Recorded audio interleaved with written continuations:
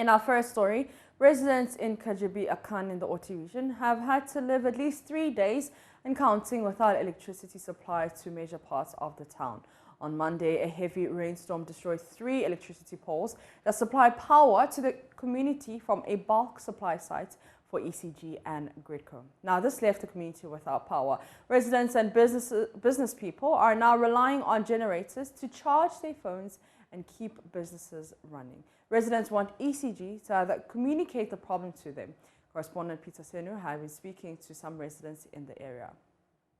3 days in here, I'm not doing like time I am buying. You also had their phone or their business, saying I was seeing them charge. Internet bar. Oh, I was a bit on idea. At times, the customers to me friendly and fast. Until me new phone I be hard. I am a repeller at KJB here, and the work I normally do here is generator and eat west. But because of the 3 days light off, people are suffering in the town, and as all the explanation about the town, money. And I bought fuel here, and the fuel, no, I can't charge it for them free. So me too, by all means, I must take some small money from them, and they are complaining. So the government should do something about our lighting system for us. Yes, as you imposed, that was yesterday, and I was made to know that it's happened on Monday. And on Monday, I think the ECG people have passed by and they've seen this ISO, and I think for 3 days now they are not doing anything about it. So we've called them, they've come, like I said earlier on, but still we're not seeing any improvements. For that matter, as a matter of fact, I think it's very dangerous. No car can come in, none can go out. And we don't know what will happen the next day, because this, when it rains, it becomes more, dangerous. Who knows what will happen? Even the gardener cannot go closer. I just told him not to go closer because it can it can hurt him or it can kill him.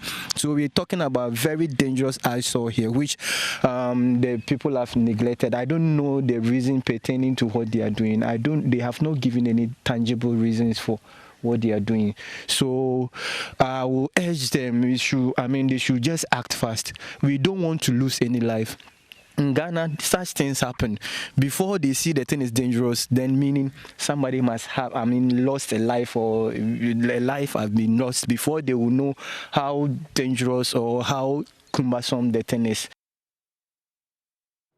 The minority in Parliament is the whole Finance Minister Kenneth Foyata before the House to present a government response plan to the persistent hikes in fuel prices. In just 2 months, prices of diesel and petrol have increased by over 30%, selling at a high of 8 cedis 29 pesos at the pumps. Already, public transport operators have effected a 15% increment in transport fares in response to the changes in fuel prices. But just a week after that adjustment, experts in the petroleum sector are predicting the commodity will hit 9 Ghana cedis by the end of March. Duncan Amwa is Executive Director of the Chamber for Petroleum Consumers, who's been saying that. Now, this prediction has already gotten consumers worried, with mounting pressure on the government to subsidize the product with part of the price stabilization fund. Listen to some motorists who say they cannot endure the crunch anymore. It's affecting expenditure. Yeah. A whole lot. Now, first I used to fill my tank, how do you call it?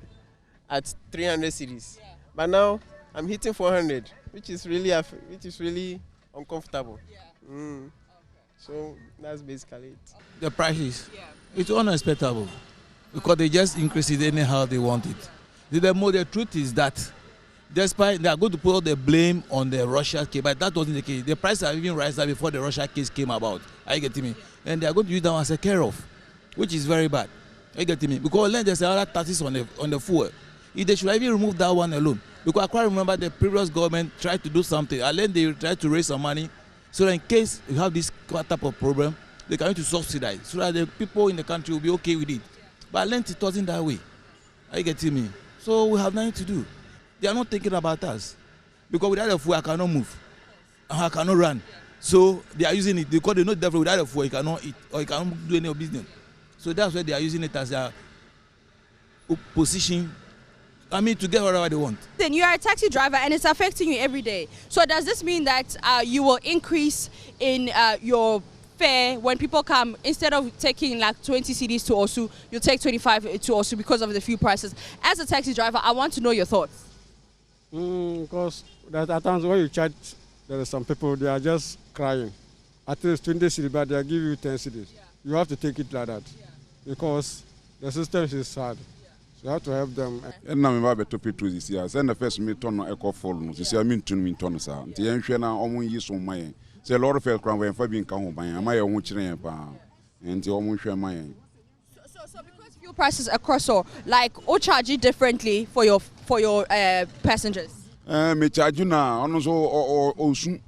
Send a whole bedroom to say, funny how quick crowd can say 20 hours. Almost person, yes, and a job. And Tiama almost almost passengers almost almost. Fuel prices no cost no. A dear Koichi. Because a Juma, young so, obey Juma, no scout, no best scanning in our cut off world. And Tiaban on here no year be fuel prices across all. Near quite dear. Once you say 2 free chrome animal. I buy no wire crack, your way and whom you without chrome animal. If you tell me any fee, I see any way me whom be that. Fu a coswa cacatabedu 40 Ghana for 1 gallon. Ye whom be down to me be monka be my why ye brepa, yes, sir. Once you ever street Miss Ubu. I'm back. Why, ye damas. For the no, the band was all not to some. No, we had the before the Nobuya, so I'm born on Tuesday, but in the passengers no sooner only free. Quite a passenger for Caro Casa. Send up we have in the artist campo and go on to go to 25 Kanga Noma. And the pen chose on Tuesday, Nancy bread. The minority has meanwhile served notice in a whole Finance Minister Kenoforiata before Parliament to present a government response plan on the situation. Edward Bauer is a member of Parliament's Mines and Energy Committee. I'll file an urgent question to the Minister of Finance because if you look at you believe today you'll file an urgent question in Parliament? Urgent question, yeah. Are you going to file it, or do you believe you will? I will do that. I'll share a copy with you if I finish. I can share okay. A copy with you. And the reason being that if you look at the 3 factors that affect the export prices, 2 of them are within the domain of the Minister of Finance. That's the issue of taxes and the issue of managing the city. And so he will be in the position to be able to tell Ghanaians what the position of the government is in regards to this. So it's an idea that has come up there. But that being said, I still think that, and this is my personal opinion, I still think that there are certain taxes, and I said this the last time when I was on your studios, that there are certain taxes that if you take them off, it would not affect the services for which they are supposed to fund. I've always stated this. I've indicated that if the issue of the SPT, that's a special petroleum tax, was supposed to augment petroleum revenues in terms of targets of petroleum revenues, it has at least its usefulness. At the time that we introduced it, crude prices were as low as $30 per barrel in the international market. And that's why we brought in there to plug the holes that we were talking about. Now we're talking about a neighborhood of about 111, as you stated. So it clearly indicates that it has at least useful. So it's a recommendation I think that government can take a second look at. The second point that is also very important for me to look at, and I stated that every assembly in Ghana pays on a quarterly basis 120,000 Ghana cedis for sanitation fumigation. And so if every place in Ghana falls under either a municipal assembly, metropolitan assembly, or district assembly, it means that the cleaning of those areas have already been taken care of. If that is the case, what is the business of us having that 10% on for what we call sanitation and pollution levy? But just a week after that adjustment, experts in the petroleum sector are predicting the commodity will hit 9 cedis by the end of March. Duncan Amwa is Executive Director of the Chamber for Petroleum Consumers. You recall, we spoke some time ago and I said we could hit the 120 in no time. Right. Mark this. Probably in a week from now, $120 is quite feasible. And once you reach that, and also considering the pressure on your city, 9 Ghana cedi at the end of March is very close. Very, very close. And if the finance ministry is listening, this is the time to act because your economy is going to be badly damaged as a result of these fuel price increases. Transport operators have done 15. They are threatening. I sit on a platform with all of them. They are complaining bitterly. Now they say they increased fares and 3-4 days later we have increased fuel prices again. Yes, it's legitimate. Away from that, a young lady has died in an accident involving a Sprinter bus that collided with a stationary commercial minibus at Kumasi's Samoa Junction. 2 more victims have been referred to the Komfanachi Teaching Hospital, one of whom is in critical condition. 11 others, including the child of the deceased, are in stable condition, according to the Kumasi South Hospital. Nanel Jima has more in this report. The Sprinter bus carrying 16 passengers was bound for Aputoja.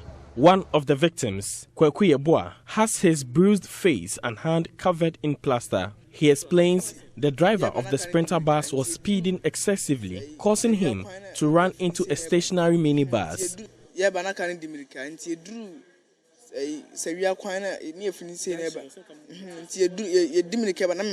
The driver of the vehicle was speeding. I laid my head on one of the seats. All I heard was the occupants shouting. After negotiating the bend, the vehicle lost balance and ran into the urban. An unidentified lady who was traveling in the Sprinter bus with her toddler son died in the accident. 11 are in stable condition, while 2 were referred to the Komfanachi Teaching Hospital. Kwame Ofori-Buadu is medical superintendent at Kumasi South Hospital. So we had 16 people in the road crash, and then unfortunately one passed away, a woman. We don't know the details yet. We also had 1 child. 2 of them have been referred, one with head injury, one with cervical injury. The others are very stable on the road. The newly constructed Atonsu to Aputoja road has recorded some fatal accidents. Road users are calling for safety mechanisms on the road. And then a man who be face to face. I saw everything unravel. We need a traffic light on the road to save lives. Yes, sir. Even if the road isn't done, traffic lights should be installed. For Joy News, Nanaya Ojima reporting. Away from that, the North Tongue MP Samoa Kuja Ablakwa is fighting off claims that he's quick to make allegations without pursuing them to its logical conclusion. Mr. Ablakwa last year accused the Majority Caucus of aiding the impersonation of the Dome Kwabenya MP during the vote to overturn the approval of the 2022 budget. That's not all. He also, among others, alleged that Kennedy Ajapong of Asin Central and the Great Accra Regional Minister Henry Courtier absented themselves from Parliament without the Speaker's express permission. In an interview with Joy News, the ranking member on the Foreign Affairs Committee insisted he has not abandoned any of the issues he raised earlier. He revealed that the minority engaged an external expert to analyze the image of the alleged imposter to confirm if she indeed Dome Kwabenya MP, adding the caucus will soon bring to the public details of that investigation. I think, to be fair to me, I am not one who starts a fight and runs away from it. I remain very consistent. Indeed, on the matter to do with presidential travels, I've been very consistent. I see that in the public space, on social media, some people even want to give me a nickname and all of that. I think I've been very consistent, even at the risk of sometimes boring my audience. I've been very consistent, and I don't recall a time where a member of parliament has pursued a matter so vigorously to get 3 ministers. I got the defense minister to come answer. I got the finance minister to come to parliament to respond to my urgent question. I also got the national security minister. I mean, if that is not committed, dogged pursuit, then I don't know what it is. Then on the matter of absenteeism, I haven't abandoned it at all. I have served notice that it's a matter I'll be pursuing. I'm waiting for an opportunity to table my application and for the Privileges Committee to look into these matters. Indeed, since I started this campaign, my attention has been drawn by the venerable and highly regarded Professor Kweku Azan, who went to court in 2008 and has an appeal court decision, which says that really, once you cross the 15-day mark without permission, your seat should be declared vacant. So I'm now studying that appeal court decision, and it means that the House will have to, just activate. Yes, without necessarily going through. Yes, once you cross the 15-day mark, you don't have, according to the appeals court, you don't have any liberties, any salvation at the privileges committee. So because of those new developments, I'm looking at my options within the current state of the law. On this matter, be rest assured that it's not a matter that I'm going to abandon. You know me, I'm quite passionate about these matters. I follow matters to do with, profligacy, wastage, hiding under chartered aircrafts to just dissipate, the taxpayers' money. So be rest assured, there are even other things, far-reaching things that I'm working on, even for, the future of our country. I'm seriously, considering even private members, bill that will regulate some of these matters. So be rest. On the matter of impersonation, where are we with that? You abandoned it along the line? On the matter of impersonation, it has not been abandoned at all. I can assure you that we have gathered the evidence that we set out to put together. It's been over months. In politics, timing, strategy is very important. Evidence is ready, is intact.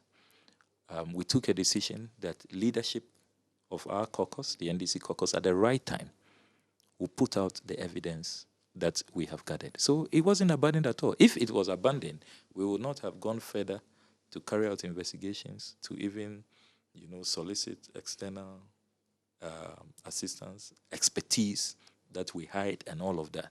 A lot has gone on behind the scenes, but it's about timing, it's about strategy.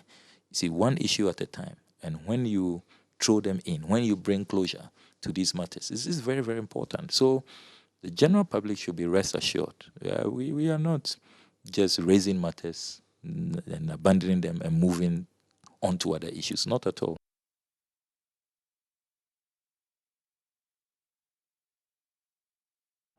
Now, the Supreme Court has, in a unanimous decision, struck out a case filed by lawyers for #FixTheCountry convener Oliver Barker-Vormawor, challenging his arraignment at the district court. This was after the court had questioned the processes filed by the lawyers, saying it does not properly invoke the jurisdiction of the court. Lawyers for the youth activists then informed the court they wanted to withdraw the case. Court correspondent Joseph Akablain joins us with more. Joseph, we understand the judges had some serious concerns about the non-application for bail.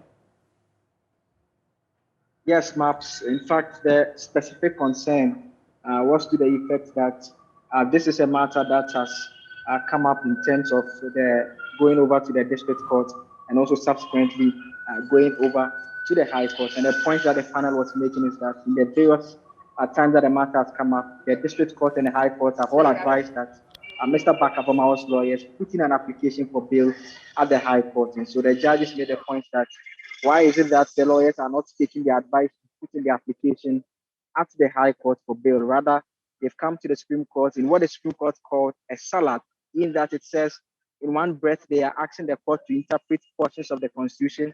In another breath, they are also asking that the court uses its interpretative powers to interpret portions of the Constitution. The court said that this was problematic.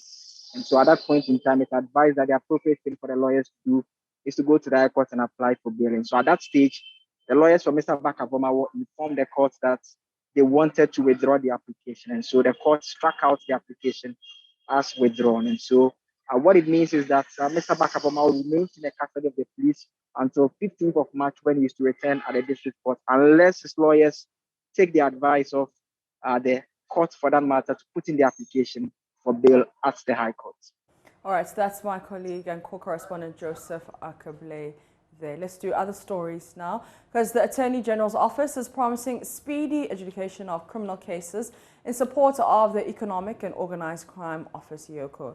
Chief State Attorney for Ashanti, Ernest Ayer, says the number of attorneys posted to the AG office in the region currently makes it possible to speedily adjudicate and advise on cases. Ohiming Teria has more in this report. The Attorney General's office has struggled to work on cases in the past, but has recently been resourced with at least 30 attorneys assigned to the agency. The Executive Director of EOCO, COP Mamiya Tiwa Adodankwa, has been soliciting the support of AG's office with a call for the appointment of a standby attorney to work on EOCO cases. During a working visit to the Ashanti region, she met heads of sister security agencies to get acquainted with the work of EOCO in the region. According to COP Tiwa Adodankwa, collaboration between EOCO and AG's office will go a long way to improve case management. We want you to get involved from the start. When they start a case, we want them to come and see you so that you start giving the appropriate direction right from the word go. So that when the docket is completed and it is brought to your attention for review, it's not like you have to start reading from page 1 to page 10. You would have been part of the case from the beginning so that it doesn't delay and it will speed up the process. When they open the diary of action, they are in their office to discuss the case with you, and then you start giving the advice and then direction right from the word go, so that we get it right from the beginning. Chief State Attorney for Ashanti region, Ernest Ayer, welcomed the proposal from the EOCO boss. He assured of AG's support to speed up criminal investigations. It has always been a challenge that dockets will have to take about a year before it comes to the AG's office. We look at it, we put the law by it, and then realize, no, somebody has said this. We should have taken the statement of this person. I believe that this is a good one, that right from the onset, we all start working, and we will be more than willing to work with you. Fortunately, now we have quite a number of attorneys. Gone were the days that the AG's office was struggling to do cases because of the very few number of attorneys that we have. But I think over the past years, efforts have been made to resource the office. And Kumasi is one of the offices which has, in fact, Kumasi is the next office after Accra, which has the largest number of attorneys working. And so definitely, when you bring the work, we will work. It's going to be on a daily basis. Immediately you bring it, it's not as if it's going to lie down. COP Tiwa Adodankwa also visited the Ashanti Regional Police Commander, DCOP Afobwachi Yadom, and the Regional Director of National Investigations Bureau. From Kumasi, for Joy News, Ohiming Teria reporting.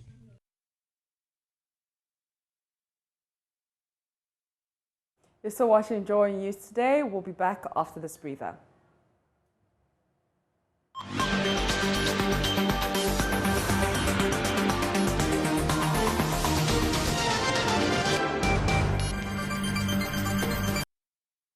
You're welcome back. Now, cane basket weaving is a popular Ghanaian vocation which can be traced back to pre-colonial times. The skills needed to create beautiful and useful baskets could take many years to master. But do you know each cane basket has a unique name? For our Ghana One series, Anita Sawagoja explores the beauty and business of cane basket weaving.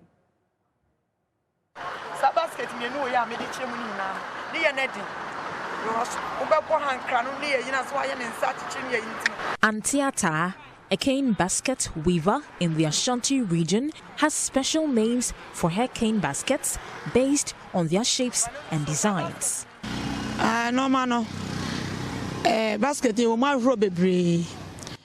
This basket is designed like the number 8, so it's called 8-8 basket.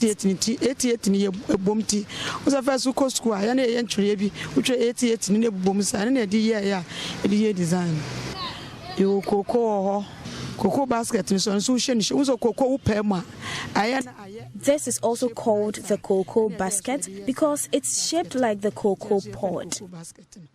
Your iron basket or iron dear, ocean shapeness one. This is also shaped like the iron.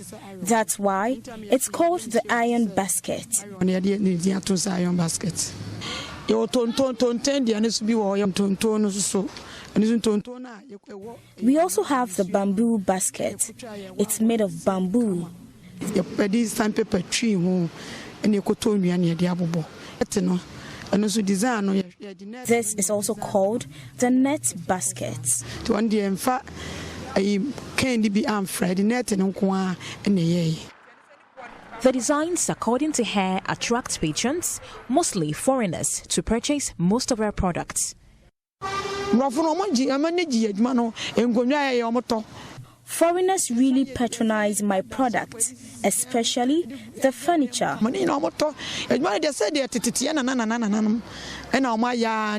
With little or no formal education, the cane basket weaving business has provided job opportunities for the youth.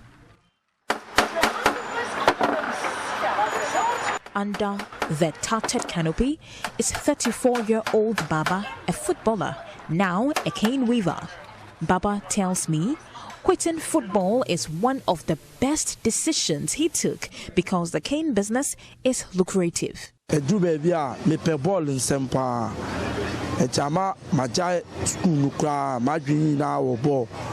This business has since been my source of income. It helped me foot the bill for my wedding.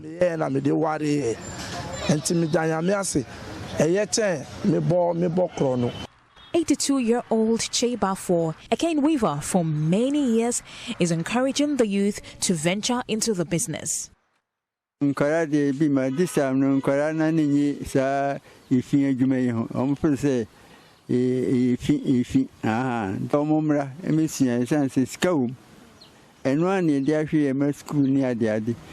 youth do not want to venture into this business. This business is very lucrative.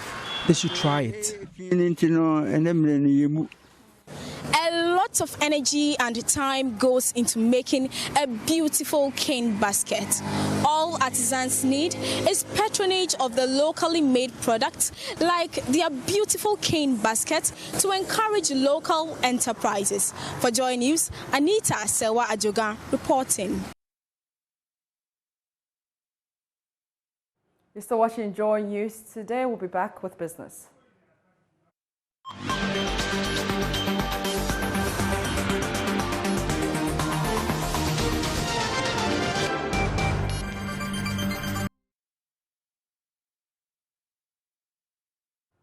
And in business, the country's petroleum production is likely to face threats if measures are not put in place to some review laws guiding the industry. That's according to findings of the Public Interest and Accountability Committee, PIAC, after assessing 10 years of petroleum revenue management in Ghana. The threats could impact both local and international activities. According to the findings, some of the concerns that could affect the industry include the growing discussion on energy transition and impact of the African Continental Free Trade Agreement on local content legislation. The increased conservation on energy transition from fossil fuel to clean energy is likely to affect the country's revenue from the oil and gas sector. The report also highlighted some regulations that need to be reviewed in local content in order to cater for the African Continental Free Trade Agreement. Giving some highlights to launch the report on Ghana's 10 years in oil production, Chairman of the Public Interest and Accountability Committee, Kweku Adofrimpong, called on stakeholders to intervene as soon as possible with reviews to both policies and regulations in the petroleum sector. But remember, Africa AFCFTA, when they come in, those members, whether they are Ghanaians or not, they also become local. Then we have energy transition. The emerging energy transition also affected the upstream petroleum industry globally, and Ghana is no exception. And then we have a problem or challenges under licensing. The energy transition poses real challenges to competitive bidding as the default system of the licensing. Hence, there is the need for fundamental relook at the way licensing is to be done in the future. These are their findings. Responding to some of the recommendations, a Deputy Minister of Energy, Andrew Ejapamesa, admitted that although there may be challenges, work has begun to correct most of the concerns raised. If we're dealing with local participation, okay, local content and local participation, there are provisions that relate to entities that are incorporated in Ghana, and there are regulations that deal with Ghanaian participation. And so, yes, any company that is incorporated in Ghana is Ghanaian, but there are provisions that deal with Ghanaian who then incorporate companies that are Ghanaian, and the level of participation that those entities can. I don't have the detail here, but I'm saying that adequate provision has been made to ensure that Ghanaians and non-Ghanaian but Ghanaian registered entities, including those that come under the AFC, FTA, are all catered for. The report also revealed that Ghana earned about $6.55 billion from oil and gas production by the end of 2020. The Internal Audit Agency has hinted of prosecuting some state institutions over misappropriation of COVID-19 expenditure. According to Director General Dr. Eric Odro-Osei, his outfit is working with the Economic and Organized Crime Office, EOCO, to fast-track the processes for the prosecution. He called for the merger of performance and financial audits to track COVID-19 spending across the country. More from the Ghana Anti-Corruption Coalition Public Forum. At the Ghana Anti-Corruption Coalition Public Forum on the accountability gap in the COVID-19 responses of Ghana, the Director General of the Internal Audit Agency, Dr. Eric Odro-Osei, pledged his outfit's commitment to ensure accountability in COVID-19 expenditure. We also set up at the agency audit report review panels. Now, in 2021, we started receiving internal audit reports from the internal auditors as far as COVID expenditure audit is concerned. We started reviewing them in 2021, and some of the expenditure areas were revealing. Areas where we had challenges, we do a follow-up. A team is sent to the field to go and then validate. Those we think have criminal consequences, we work with EOCO to prosecute them. I'm not allowed to indicate what we are doing or the level of prosecution, but I can assure you that at the moment, we are working with the EOCO to prosecute 3 institutions. My difficulty is that most of the key institutions that are supposed to police public expenditure as far as COVID is concerned are using financial audit. You can track, the money would go, but did it make the impact? Member of Parliament for Ketu North, James Kluche Aveji, also said Parliament will continue to look into the infractions in the COVID-19 expenditure. Well, our constitution is very clear that whenever monies are voted for projects, to account for it, there must be an auditor to audit it as an independent body. And the findings of the auditor must be communicated to Parliament. The Parliament will then debate that report and, where necessary, to form a committee to do a follow-up.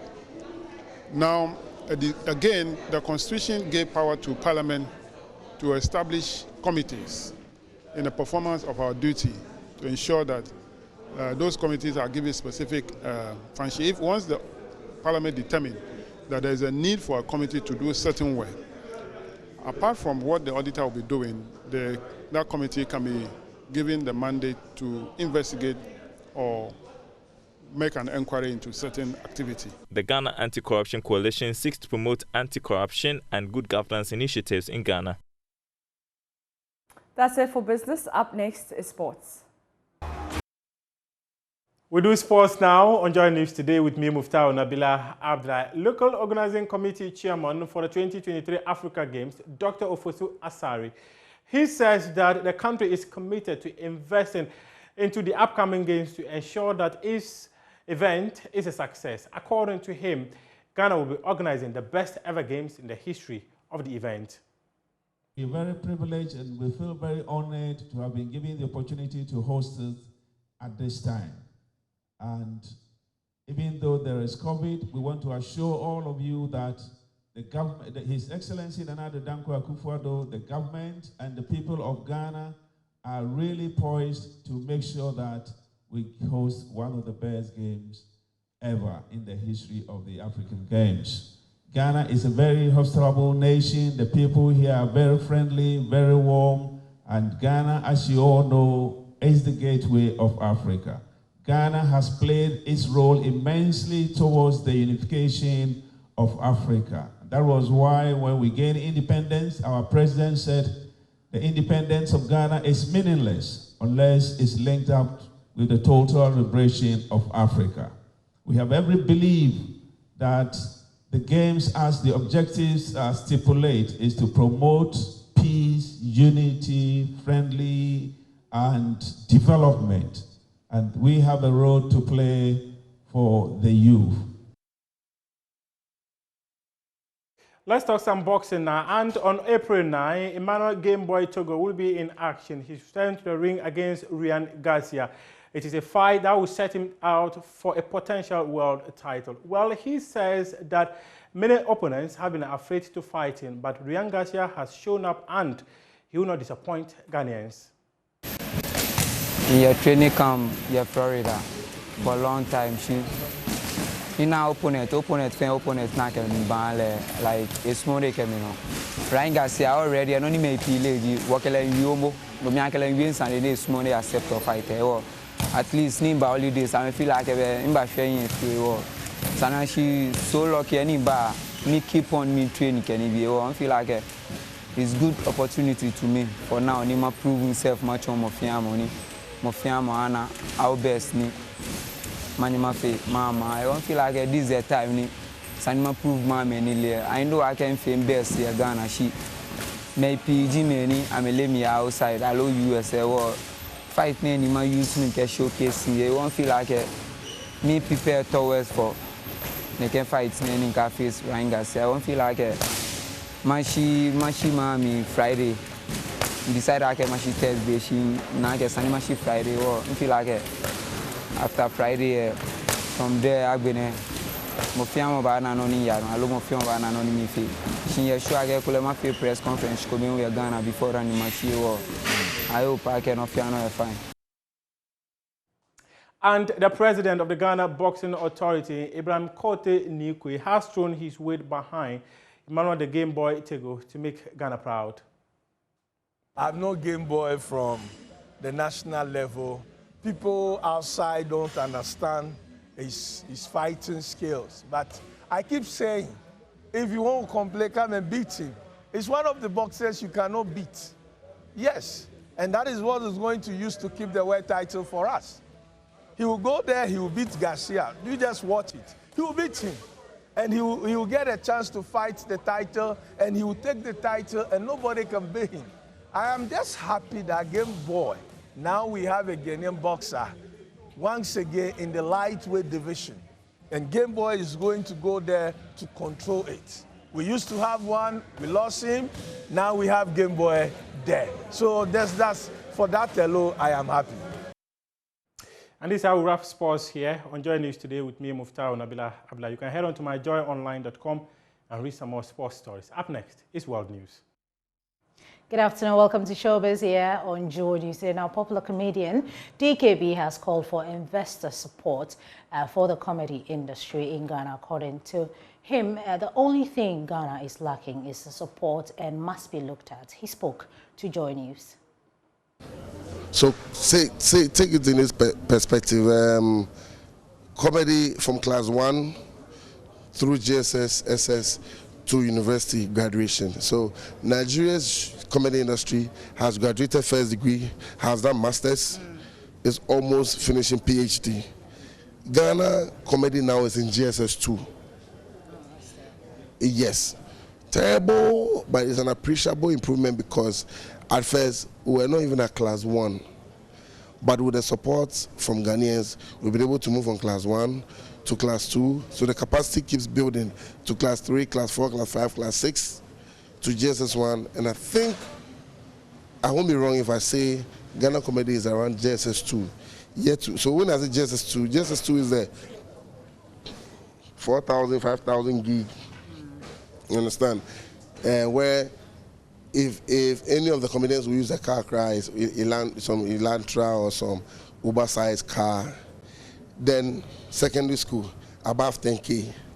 Then you see them with some CUVs like Honda CR-V and all of that. Then the university one is where the Range Rovers, the G-Wagons like How do we get there? Let's just keep the support coming, pepe. And when we say keep the support coming, some people feel like they are not the ones benefiting from it, so they won't support. Fine, no problem. God always finds a way to put or get you in contact with a family member who wants to be a comedian. Away from DKB, let's throw the spotlight on Kwaku Afro, a budding musician who seeks to impact positively with his music. The singer tells Joy News his plan is to help get equal treatment for everyone and foster unity in the industry.